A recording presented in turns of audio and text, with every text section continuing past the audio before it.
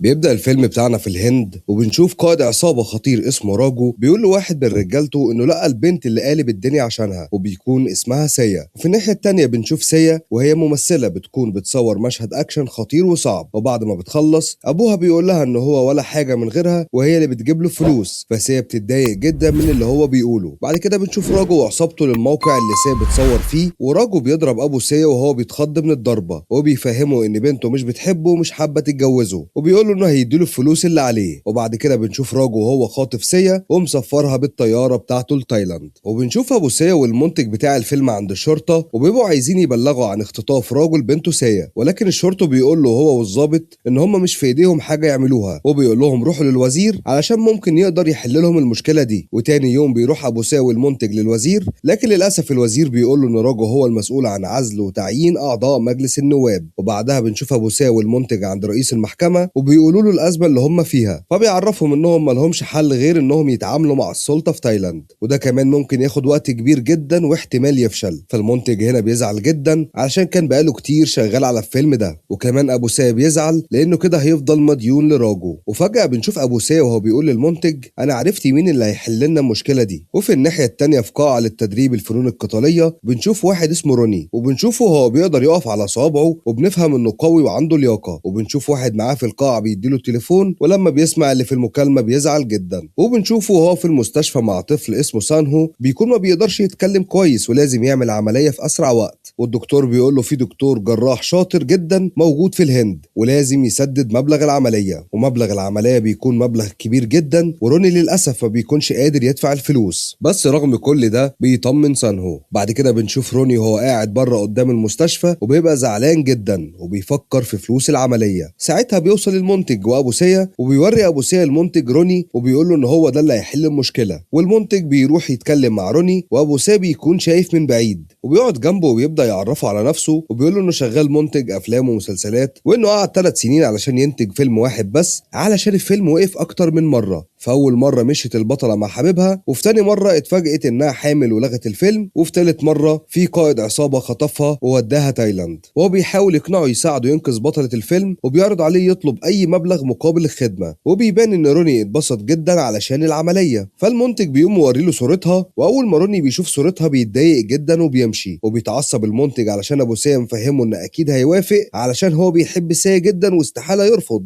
فابو سيا بيقول له اكيد هيوافق ويساعدها علشان باين عليه انه لسه بيحب سيا، وبيبقى باين على وش روني التوتر والقلق وبيفتكر كل ذكرياته الحلوه مع سيا. وبنشوف المنتج وهو بيساله لسه مش موافق ولا ايه، بس روني هنا بيوافق وبيقول له انا بس هوافق علشان الفلوس مش علشان بحب سيا ابدا. وبعدها روني بيجمع معلومات عن العصابه وبنشوفه هو راكب الطياره علشان رايح لتايلاند، وبيبدا يبحث عن راجو وبيكتشف انه خطير وقائد اخطر عصابه، وبيكون متصنف من اخطر 3 مجرمين في العالم، وبيبقوا اسمهم بيجو وكيم ويونج. وبيقفل روني الكمبيوتر علشان الطياره خلاص هتطير، وبيبص عند شباك الطياره وبيبدا يسترجع ذكرياته مع سيا. وبنرجع بالزمن وبنشوف سيا وهي مبسوطه بالمطره ومستمتعه، وفجاه بتشوف المطره وقفت وبتتضايق وبتبقى عماله تقول للمطره تكمل، فروني بيضحك وبيبقى مستغرب من تصرفاتها وان هي عماله تتكلم مع المطره، وبتلف سيا وشها وبتلاقيه عمال يضحك عليها وبتتضايق منه وبتساله اعمل دايت ولا كده تمام، فهو بيقول لها بقاله كتير مستنيها تخلص علشان يتكلم المطره شويه، وبيفضل يتريق عليها وهي بتتضايق منه جدا. وفجاه بنشوف سواق القطر داس فرامل وبيقع روني على سيا، وهما الاتنين بيبقى باين عليهم ان في حاجه ما بينهم، ولكن سيا بتسيب ايد روني وبتفضل تقعد مع امها، وبتسال مامتها هو بابا فين، فبترد عليها وبتقول لها راح يجيب قهوه. وبنشوف ابو سيا وهو بيتكلم في التليفون، ومنها بيكون بيكلم المنتج وبيعرفه انه تعب مع بنته علشان يعلمها التمثيل، وان سيا هتبقى اكبر ممثله وهتبقى مشهوره كمان. وهو بيتكلم في التليفون بيوقع القهوه على هدومه وهو مش حاسس، وبيعرف مراته وبنته انه هينزل يجيب شويه قهوه. وبعد كده بنشوفه وهو قاعد بيلعب قمار وبيبقى بيضحك على الناس وبينصب عليهم وبيتخانق مع الناس اللي موجوده، وبالصدفه بيبقى راجو موجود في نفس القطر هو وعصابته، وبيجيله صاحب المحطه وبيفضل يعتذر له وبيقول له في عطل بسيط في القطر وهيتحل بسرعه، وبيقول له يروح يقعد في المكتب عقبال ما العطل يتصلح. وبنشوف روني وهو في المحطه وبيبقى شايف سيا في القطر، ولما بتاخد بالها بيسلم عليها وهي بتكون مكسوفة وبتضحك وبتلف وشها الناحية التانية. وبعد كده بتنزل من القطر وبتبقى منفعلة وبتقوله تبقى غلطان لو فكرت المرة واحدة إن أنا ممكن أحبك.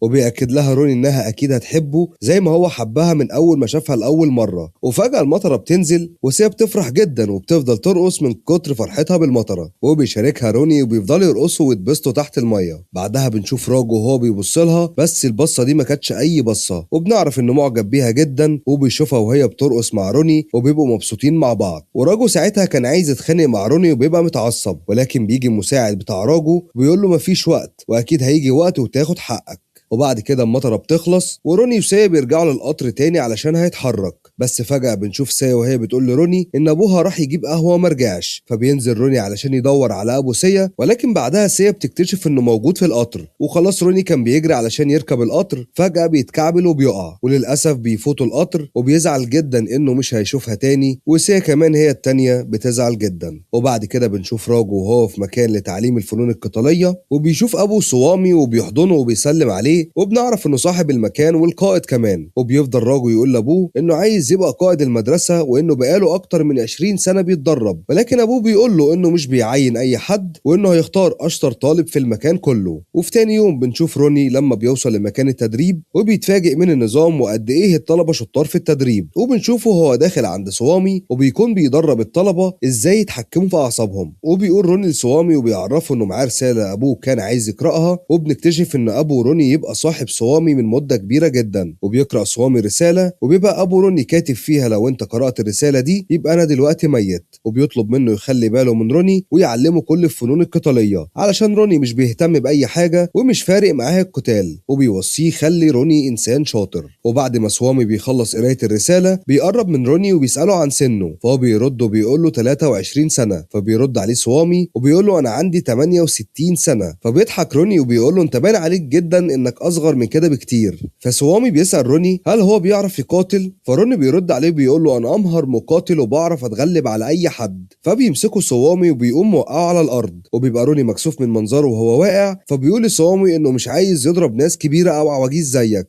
بس صوامي بيقول له لا تعالى يلا واجهني. والتاني مره برضه بيوقعوا صوامي على الارض، وروني بيكتشف انه بيتحدى مقاتل عظيم وشاطر، وبيبص له صوامي بيقول له انت بعد كده هتنفذ كل اوامري وتعمل كل حاجه انا بعملها. بعد كده بنشوف شخص من اللي بيشتغلوا عند صوامي اسمه رمان وبيفرج روني على اوضته، وبيكون معاه طفل يتيم شغال في المكان وبيكون اسمه سانهو، وبنعرف ان سانهو ما بيقدرش يتكلم طبيعي وبيواجه مشكله في الكلام، ولسه سانهو بيسلم عليه روني مش بيديله اهتمام. ورمان بيقول لروني يبدا يتعود على التعب علشان بعد كده المدرسه هتعتمد عليه في الاكل وهو اللي هيطبخ كل ليله ولكل الموجودين في المدرسه. فروني بيساله ليه بيقول له كده، قال له علشان كل الطلبه بيتسابقوا في مسابقه القوارب. وبنشوف الطلاب وهم في مسابقه القوارب وبنشوف راجو من ضمن متسابقين، وبتبقى سيا موجوده في نفس المكان وبتشجع فريق الهند. ولما بيلاحظ راجو ان سيا موجوده بيفضل يبص عليها ويتنح، وهي بتتضايق وبتقول له يفضل مركز في المسابقه والا كده ممكن يخسر. وفجاه بنشوف راجو وهو بيطلع كل قوته وبيتقدم في السباق وبيكسب، ومن كتر تركيزه على سيا مش بيستلم الكاس، وكل الصحفيين عايزين يتصوروا معاه لكنه بيتجاهلهم. وفي الناحيه التانيه بنشوف سيا وهي بتتمشى في الشارع، وفجاه بنشوف روني وهو بيجيب الخضار والفاكهه وبيبقى معاه رمان وسانهو، والدنيا بتمطر عليهم وسيا بتتبسط جدا بالمطره، واول ما بيشوفها روني بيتبسط جدا وبيجري ناحيتها، وبيظهر على سيا انها اتبسطت هي كمان علشان شافته، وبتفضل تتاسف له علشان هي السبب انها خلت القطر يفوته وما يكملش الرحله. وروني بيقول لها انه كان مبسوط هو كمان ومشي وساب القطر علشان ما كانش فيه بنت حلوه، بس روني بيقعد يضحك من ردة فعلها وبيقول لها ان هو بيهزر، وبيفضلوا يتكلموا مع بعض في المطره، وبيسالها هي بتعمل ايه تاني في حياتها غير انها تفضل تقعد تحت المطره، وهي كمان بتساله انت بتعمل ايه تاني غير انك بتفضل تمشي ورايا في اي حته بروحها. وبيبقى روني مستغرب جدا انهم كل ما الدنيا بتمطر بيشوفوا بعض، فروني بيسالها هي عايشه فين، فبتقول له انا جيت المدينه علشان ازور جدتي، وبتقول له انها عايشه في العاصمه، وبتقترح على روني انهم يروحوا المناره علشان يتبسطوا بالمطر اكتر، لكن بنشوف المطر بدا يقف، وبيقول لها انه متاكد انهم هيشوفوا بعض تاني وده هيبقى في المطره برضه. وفي نفس اليوم بالليل بنشوف روني وهو بيتجهز هو هو ورومان وسانهو علشان يخرجوا، لكن وهم ماشيين بيشوفوا راجو وهو بيتدرب وبيبقى مبهور جدا من مستواه في التدريب، ورومان بيفهمه ان راجو بيكون ابن صوامي وانه فاز ببطولات كتيره عالميه في القتال، ولكن راجو وهو بيتمرن بشراسه بيفضل يفتكر سيا ومش بيركز في التدريب لحد ما بيتعور بسبب قله تركيزه، فبيتعصب راجو وبيفضل يضرب خصمه وكان هيخلص على واحد بضربه قاضيه لحد ما بيجي صوامي وبيوقفه وبيتضايق منه جدا وبيأمره ينام. وفي الناحيه التانيه بنشوف روني مع رمان وهم خارجين، وبيبدأ رمان يسأل روني عن البنت اللي كانت معاه وهم في السوق، فبيرد عليه روني وبيقول له انها احلى بنت شافها في حياته، وبيبدأ يحكي له عليها اكتر. وبالصدفه بنشوف ابو سيا موجود في نفس المكان وبيكون سامع كل حاجه عن البنت، فابو سيا بيشجعه انه يروح يكلم البنت دي ويديله دفعه اكتر، وبيقول له حاول تقرب منها وتتكلم معاها، وبيقول له انت لازم تدور عليها، وبيفضلوا يتكلموا مع بعض كتير وبيتصاحبوا على بعض اكتر. وتاني يوم بنشوف روني وهو نايم وبيصحى متاخر على زعيق مساعد صوامي وبيأمره يعمل الاكل، وفعلا بيروح وبيتعاقب لانه صحي متاخر وبيأمره يمسح الارض وينظف كتير. ومن ساعتها روني بيعرف غلطته ومش بيتاخر تاني، لدرجه انه بيصحى بدري وبيرن جرس المدرسه علشان يصحي الطلاب، وبيفضل يعمل الاكل للمدرسه كلها ويوزع لكل واحد الاكل. وكمان فوق كل ده بيروح يغسل هدوم كل المدرسه، وبيفضل يعمل كده لمده كبيره ويبقى خلاص تعب من كتر الشغل. وكمان لان المدرب بيخليه يعمل شغل الخدامين مش بيتدرب على الفنون القتاليه زي بقيه الطلاب. وبنشوف سيا وهي قاعده في البيت وفجاه بتلاقي الدنيا بتمطر، فبتقرر تطلع من البيت علشان تستمتع بالمطر، لكن اول ما بتفتح باب البيت بتلاقي راجو في وشها هو وعصابته، وبتقول له سيا اهلا بالبطل اللي كسب مسابقه القوارب، فهو بيضحك وبيفتكر انها بتحبه. وبيجي بعدها ابو سيا بيمثل انه مش بيشوف، وواحد من رجاله راجو بيديله فلوس فهو بياخدها، وفجاه بيعرفهم انه ابو سيا وبيحب يتمرن على التمثيل. وبيقعدوا كلهم في البيت وبيتكلم راجو مع ابو سيا شويه وبيقرر يطلب ايد بنته، لكن ابو سيا بيقول له انه لازم ابوه يجي معاه وانه ازاي جاي لوحده، وبيعرفه ان في شباب كتير اتقدموا لبنته ورفضهم علشان هي لسه قدامها عمر علشان تبقى فنانه في مجال التمثيل، وانت مش اول واحد اقول له كده. وبتروح سيا علشان تحضر لهم حاجه يشربوها، بس جدتها بترفض وتقول لها انا هعمل العصير، روح انت استمتعي بالمطر علشان بتحبيه. وفجاه بنشوف راجو بيحرك ايده للمساعد بتاعه، وبنشوفه وهو بيطلع شنطه كلها فلوس وبيعرضها على ابو سيا، فابو سيا بياخدها، وراجو بيقول له ان عنده شغل كتير في البنك وبيكسب اكتر من 50 مليون دولار في اليوم الواحد. وبيبان على ابو سيا انه مبسوط وفرحان، وبيكلم ام سيا وبيعرفها انه موافق ان بنته تتجوز راجو، وبيقول لراجو يروح يطبع الدعوات بتاعه الفرح. وبنشوف سيا وهي موجوده في المناره اللي اتفقت مع روني انهم يتقابلوا فيها، وبيبقى روني موجود في نفس المكان اللي سيا موجوده فيه بس من الناحيه التانيه. وبنشوف سيا بتبقى مبسوطه بالمطر وبتفضل تكلم السحاب والسما وبتطلب منهم يروحوا يمطروا في بيت روني، وبيبقى روني سامعها وقاعد عمال يضحك، فهي بتشوفه وبتفرح جدا انها قابلته، وبيفضلوا يضحكوا مع بعض ويتكلموا كتير. ومن ساعه اليوم ده وهم قربوا من بعض جدا ودايما بيخرجوا مع بعض وبيروحوا اماكن كتير وبيتكلموا اكتر. وفي يوم بنشوف سيا وهي بتدي لروني خاتم وبتلبسهوله وبتطلب منه ما يخلعهوش تاني نهائيا، وبيبقى روني مبسوط جدا. وبيروح عند المدرسه وبيفضل يقول لصوامي انه ما عملش حاجه من ساعه ما جه المكان ده غير انه شغال زي الخدام، وانه ما اتدربش ولا مره، وان ابوه هو اللي حطه في المكان ده. فصوامي بيرد عليه وبيقول له انه حزين من تصرفاته. وفجاه بنشوف صوامي بيهجم على روني، ولكن روني بيصد الهجمه، وصوامي بيوجه له اكتر من هجمه، لكن روني بيتصداها وبيتصدم انه عرف يدافع عن نفسه، واكتشف انه كان بيتدرب من اول يوم جه فيه المكان ده، وبيوطي علشان يعتذر لصوامي لكنه بيمنعه وبيقول له عادي مش مشكله. وبعد اليوم ده بيفضل صوامي يدرب روني على الحركات المعروفه وعلمه اكتر من اسلوب قتال، وبيفضل يدربه فتره طويله علشان يبقى عنده لياقه بدنيه. وبنشوف راجو وهو بيبص لروني وبيكون متضايق وباين عليه الغيره لان ابوه مدي الاهتمام لروني اكتر، لكنه بيسلم على روني وبيقول له انه جاي معاه بانكوك، وبيفرح جدا من الخبر ده وبيحضنه صوامي وبيعرفه انه فخور بيه جدا من اللي عمله، وبيتبسط روني اكتر من ردة فعل صوامي. وبعد كده بنشوف روني وهو خارج مع سيا وبيكون معاه رمان وسانهو وبيبقوا فرحانين كلهم. وفجأة سيا بتشوف ابوها وبتلف وشها الناحية التانية علشان ما يشوفهاش، وبيتفاجئ روني علشان بيكتشف ان ده يبقى ابوها، لكنه بينجح انه يمشيها قبل ما ابوها يشوفها. وبيجي ابو سيا وبيتكلم مع روني وبيكون زعلان عشان ما خلاهوش يسلم على البنت وما عرفوش عليها، وبيبقى ابو سيا مصدوم لما بيشوف خاتم بنته في ايد روني وبيفهم ان سيا تبقى هي البنت اللي كانت مع روني. وبعدها ابو سيا بيمشي وبيروح لراجو وبيحكي له على كل حاجه عارفها، وبيفهمه راجو ان كده كده هيتجوز سيا حتى لو هيخلص على روني. وبيبقى سوامي ابوه سامعه وبيزعل منه وبيفهمه ان استحاله يجبر حد يحبه، وبيفهمه ان القتال سهل جدا لكن حب الناس صعب جدا، وبيقول له انه هيقف قدامه لو هيظلم اي حد ويجبره يتجوزه او هيقتل حد طول ما هو موجود. وبيبقى راجو متضايق جدا من الكلام وبيروح يتغدى مع سوامي ابوه، وللاسف بيحط له سم في الاكل وبيخلص عليه، وبعدها بيطلب من عصابته يجيبوا له روني. وفي الناحيه التانيه بنشوف روني في السوق مع سانهو، وبيجي عصابه راجو وبيقولوا له ان راجو عايزه يجي معاهم، فهو بيفهمهم انه هيخلص ويروح له، بس عصابه راجو مش بيتبسطوا من كلامه فبيخطفوا سانهو، فهو بيفضل يقول لهم يسيبوه بس بيتريقوا عليه وبيفضلوا يحدفوا سانهو لبعض، فروني بيتعصب وبيفضل يضرب فيهم، لكن جزء منهم بيستغلوا ان روني كان مشغول فبياخدوا سانهو وبيجروا بيه، فروني بيتصدم انه طلعوا بيه السطح وبيهددوه انهم هيرموه، فروني بيرمي حجاره في دماغ الراجل اللي ماسك سانهو وبيقع سانهو لكن بيلحقه، وبعدها العصابه بتنزل وبيفضلوا يهجموا على روني لكنه بيقدر يضربهم، ولما بيوصل راجو بيفضل يضرب روني جامد جدا وبيبقى اشطر منه في القتال، وبيبقى راجو مسيطر على روني وكان خلاص هيخلص عليه، لكن روني بينجح انه يضربه، وعصابه راجو بيجروا كلهم عليه لكنه بيمسك رشاش البنزين وبيرشهم بيه وبيهددهم انه هيحرقهم كلهم، وروني بيسأل راجو هو عاوز ايه منه، فراجو بيقول له ان عمل اكبر غلطه انه قرب من سيا وبيقول له ان هو هيتجوزها، فروني بيقول له ان هو بيحبها، فراجو بيتريق عليه وبيقول له سيا اكيد مش هتوافق على واحد ضعيف زيك مش قادر حتى يدافع عن نفسه، وفجأة روني بيغرق نفسه بالبنزين وبيقول له انه ممكن يموت علشان سيا، وبيقول له انه لو فعلا كده يجي يعمل زي اللي هو عمله، وراجو بيتعصب من كلامه وبيقول له انه هيخلص عليه بدري. وبعدها بيوصل روني بمدينة بانكوك ويبقى راكب تاكسي، وفي الناحية التانية بنشوف راجو هو داخل على سيا المكان اللي حابسها فيه، وبنشوفها وهي متعصبة وعمالة تكسر في اي حاجة قدامها، فراجو بيطلب منها تهدى وما تكونش خايفة، وبيعرفها انها هتبدأ معاه حياة جديدة وانه هيتجوزها، فبتعرفه سيا ان اللي بيقول عليه ده استحالة يحصل حتى لو هتموت، فراجو بيتضايق وبيعرفها انه مسؤول عن كل حاجه في المدينه ومحدش هيقدر ينقذك من اللي انت فيه. وبنشوف روني وهو في التاكس وبيقف بيهم قدام حلبه قتال، وبينزل روني بيخش الحلبه وبيكون هينافس اقوى مقاتل، وبتبدا المنافسه وبيبقى كل اللي موجودين متحمسين ومراهنين ان روني هيخسر المنافسه، لكن روني بينجح يتغلب على خصمه من اول ضربه، والكل هنا بيتصدم، حتى كيم اللي بيكون صاحب المكان وواحد من عصابه راجو بيكون مصدوم، وبيصوروا كيم عشان يبقى عارف هو مين، وكيم بيكون متضايق جدا علشان بسببه خسر فلوس كتير جدا. وبنرجع بالزمن في الماضي وبنكون موجودين في جنازة سوامي، وبيجو بيسأل راجو ناوي يقتل روني امتى، فراجو بيعرفه انه هيخليه عايش شوية علشان ما يبقاش البطل في عين سيا. وبعد الجنازة بيبقى روني قاعد قدام قبر سوامي وبيفضل يعيط ويقول له ان هو السبب انه خلاه شاطر وعرفه كل حاجة عن الحياة والقتال. بعدها بنشوف رجالة راجو وهم رايحين عند روني وبيطردوه، فروني بيفضل يجري وبيفضل يضرب فيهم وبيطلع في المبنى وبينط وبيمسك في رافعة كبيرة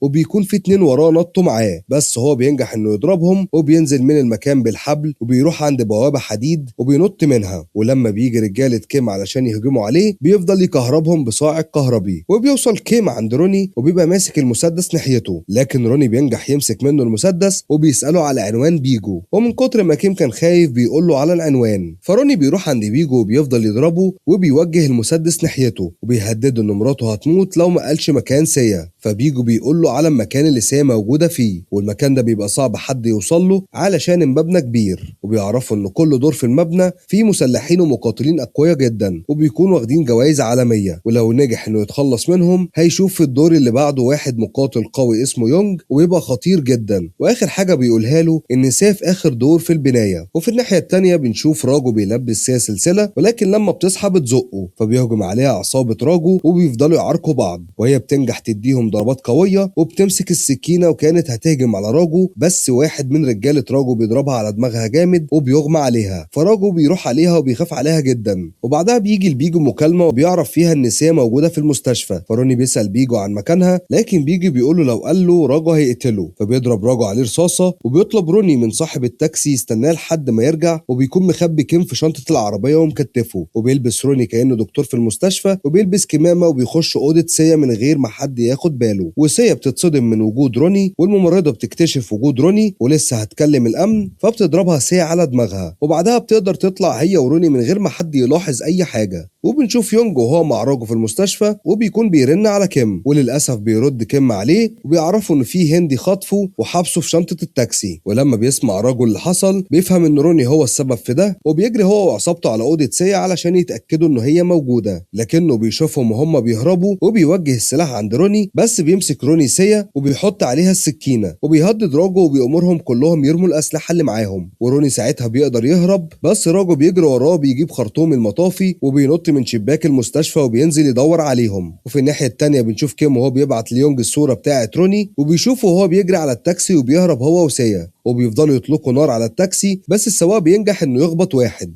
وروني بيأمره انه يفتح شنطه العربيه، واول ما بيفتحها بيطلع كيم، بس بيقتله واحد من عصابه يونج بالغلط، فبيمسك المسدس وبيخلص على اللي قتل اخوه وبيفضل يعيط على موت اخوه. وبيبص راجل سيا وهي بتهرب وبيكون متعصب جدا. وبالليل بنشوف سواق التاكسي وهو بيقول لروني انهم هيركبوا السفينه وهتوصلهم لجزيره، وهناك هيقابلوا واحد صاحبه هيسلمهم جوازات السفر بتاعتهم اللي هيقدروا يطلعوا بيها بره البلد. وبتكتشف سيا ان السواق بيساعد روني علشان اداله فلوس كتيره جدا، فبتقلع سيا السلسله اللي راجو لبسها لها وبتديها للسواق وبيشكرها. وبعدها بتركب هي وروني المركب، وطول ما هم في الطريق محدش كان بيبص على التاني ومش بيتكلموا مع بعض. وبيفضل روني يسترجع ذكرياته الحلوه مع سيا وهو بيعلمها القتال، وهي بتفتكر اليوم اللي لبسته فيه الخاتم. وفي تاني يوم بيوصلوا الجزيره، وروني بيتاسف لسيا انها شافته المره تانيه، فهي بترد عليه انها ما كانتش عايزه حد يساعدها. فهو بيقول لها انا ما جيتش هنا علشانك، بس انا جيت علشان الفلوس اللي هاخدها لو انقذتك. فسيا بتزعل وبتقول ان هو مش مهم وان هي كانت هتهرب من غيره. وفجاه الدنيا بتمطر وروني بيحط قميصه على كتفها، وسيا بتتصدم لما بتشوف الخاتم اللي لسه في ايده. وبيروحوا راجعين تاني لبعض، وبتبقى علاقتهم احسن من الاول كمان، لحد ما فجاه بتوصل عصابه راجو وبتضربه على دماغه وبيخطفوا سيا تاني. وبيجي يونج وبيبقى عايز ينتقم لموت اخوه، وبنشوف بيجو وهو متعصب وبيكون عايز ينتقم من روني برضه علشان قتل مراته. وبيقول راجل روني ان النهارده اخر يوم ليه، وبيطلب من بيجو ويونج وبيأمرهم يخلصوا عليه، وهم بيفضلوا يضربوه كتير. وفجأة بيجو بيوجه المسدس ناحيته وبيخلص عليه وبيقع من فوق الجبل، وبتبقى سيا منهارة. ولما بيوصل راجل للبيت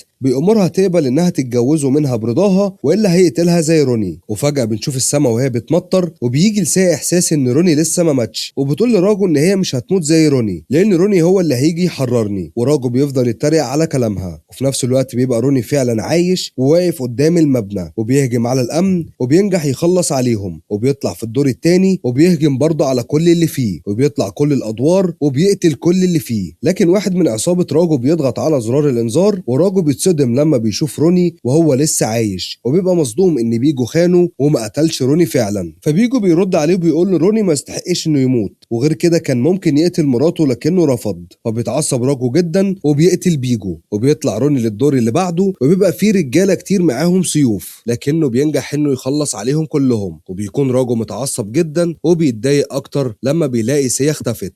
وبعدها بيهجم يونج على روني وبيفضلوا يتعاركوا مع بعض كتير، لكن روني بينجح انه يسيطر عليه وبيضربه وبيقدر يكسر له ايده ورجله وبيمسك رقبته وبيموته. وبعدها بتيجي سيا وبتسلم على روني، فهو بيقول لها انه محتاج يقتل راجو وبيأمرها تروح، لكنها مش بتوافق وبتيجي معاه. وراجو بيفضل يضرب روني وبيوقعه، وسيا بتحاول تضربه لكنه بيوقعها هي كمان. فبيبدأ روني يتعصب وبيفضل يضرب فيه، لكن للاسف راجو بيبقى اقوى منه وبيوقع روني على الارض. وراجو بيقول له انه ضعيف ومحدش هيقدر يمنعه انه يتجوز سيا، وبيقول له انه حط سم لابوه وقتله علشان كان عايز يقف قدام جوازته لسيا. فهنا بيغضب روني وبيقف قدامه وبيقول له ان صوامي ما ماتش وان المهارات اللي هو علمها له بتجري في دمه. وبيتصدم راجو لما بيلاقي روني بيقف نفس وقفة ابوه، وبيبدأ روني يعمل حركات صوامي وكأنه لسه عايش. فبيبان ان ابوه علم روني اسلوب القتال السري اللي هو اخترعه، ومع ذلك غروره بيخليه يفكر ان هو ممكن يقتل روني. فبيهجم عليه وبيحاول ان هو يضربه، ولكن روني بيستقبله بضربة قوية بيكسر له بيها رقبته، وبعدها بيكسر له ضلوعه وعموده الفقري، وفي الاخر بيقضي عليه بضربة في دماغه وبيفجر له جمجمته.